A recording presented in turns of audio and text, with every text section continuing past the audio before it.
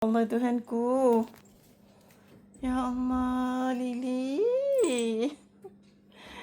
Mama sedih dah, Lily. Aduh, Lily pergi mana? Ya Allah, ya Tuhanku. Lalu balik kot ni. Bilik Mama.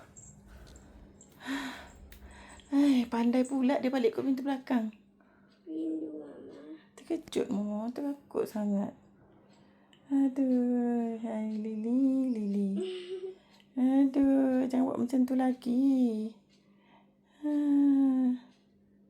Aduh, hai Lily, pergi mana? Lily, kenapa Mama panggil tak menyaut? Menyaut. Lily, tak menyaut. Kenapa tak menyaut, Lily? Tak boleh lah, Ni dah nak dekat pukul 12 dah ni. Tak boleh nak dekat pukul 12. Ya Allah, dia nampak Lily masuk kat sini. Dia pun nak keluar. Pukul 12.30 malam dah ni. Lily baru balik. Bukan baru keluar.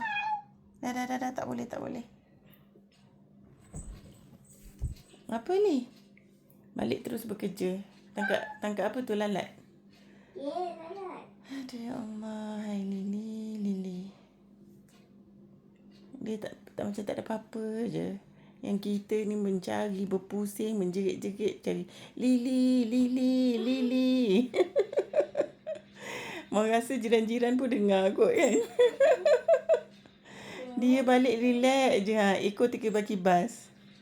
Hai budak ni.